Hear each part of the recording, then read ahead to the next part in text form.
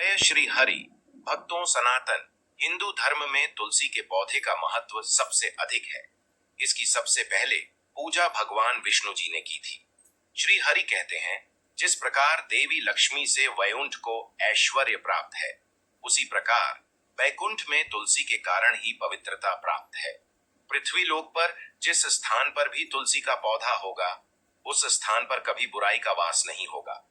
ऐसा स्थान सबसे अधिक पवित्र होगा। इसी कारण से हमें हमारे घर में तुलसी का पौधा अवश्य ही लगाना चाहिए।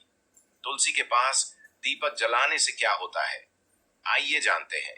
इस प्राचीन महान कथा के माध्यम से जो भगवान श्री कृष्ण ने देवी सत्यभामा को सुनाई है।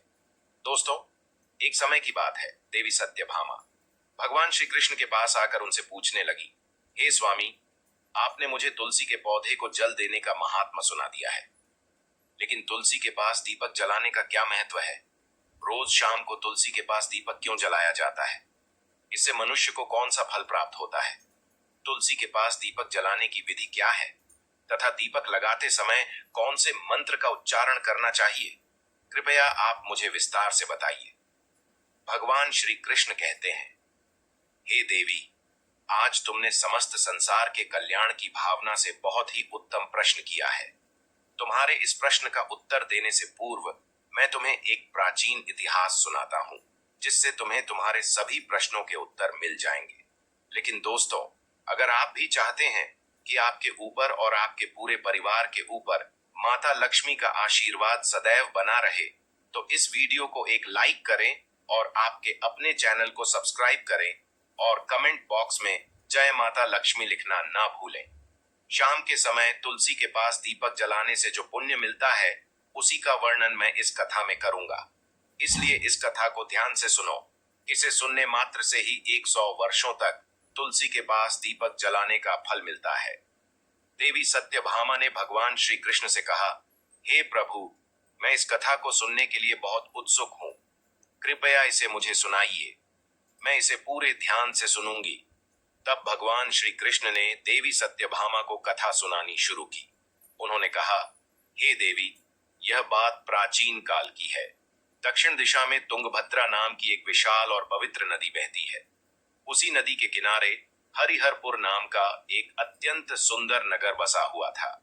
उस नगर में हरि दीक्षित नाम के एक ब्राह्मण रहते थे। वे बहुत ही गुणवान, चरित्रवान और धर्मपरायण व्यक्ति थे। वेदों और शास्त्रों के मार्ग पर चलने वाले थे और उन्होंने समस्त शास्त्रों का अध्ययन कर रखा था। हरि दीक्षित की पत्नी का नाम लोग चारा कहकर पुकारते थे। उसका स्वभाव उसके नाम के अनुरूप ही था। वह हमेशा अपने पति का अपमान करती रहती थी, पति को बुरी तरह ताने देती और उसे दुख पहुंचाती थी। वह अपने पति के लिए कभी भी खाना नहीं बनाती थी और न ही उसके साथ स्नेह से पेश आती थी। उसने अपने पति के साथ कभी प्रेम पूर्वक व्यवहार नहीं किया। जब भी पति के मित्र या परिवार के लोग घर आते, वह उन्हें अपमानित करके भगा देती थी। वह स्त्री स्वयं गलत संगति में रहती थी और हमेशा काम वासना में डूबी रहती थी। उसका मन अपने पति से हटकर पराये पुरुषों में लगा रहता था और वह अन्य व्यभिचारी स्त्रियों के साथ घूमती रहती थी। उसने कभी अपने पति से प्रेम पूर्वक बात नहीं की, किंतु पराये सुंदर पुरुषों के संग बैठकर बातें करती थी। पराये पुरुषों को मोहित करने के लिए सज-धज कर गांव में घूमने जाया करती थी।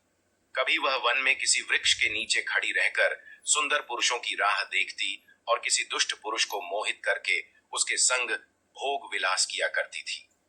एक दिन हरि दीक्षित ने अपनी पत्नी से कहा, हे भद्रे, तुम्हारा यह आचरण उचित नहीं है। इस प्रकार से पाप करने पर तुम्हारा अहित ही होगा। इसीलिए तुम अभी से यह सब बुरे काम करना छोड़ दो। तुम्हारे इस प्रकार के व्यवहार से मुझे बड़ा दुख हो रहा है। तब उस दुराचार स्त्री ने कहा, न जाने किस पाप के कारण मेरा तुझ जैसे भीख मंगा के साथ विवाह हुआ है। लगता है पिछले जन्म में मैंने पाप ही किए होंगे। इसी कारण से मुझे ऐसा गरीब पति मिला है।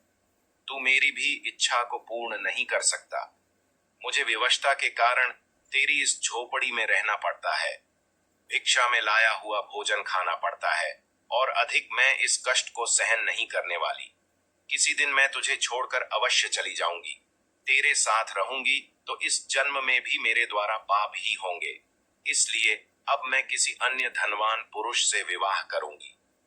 हरि दीक्षित ने अपनी पत्नी से कहा, हे प्रिय, तुम इस प्रकार के अपशब्द न कहो।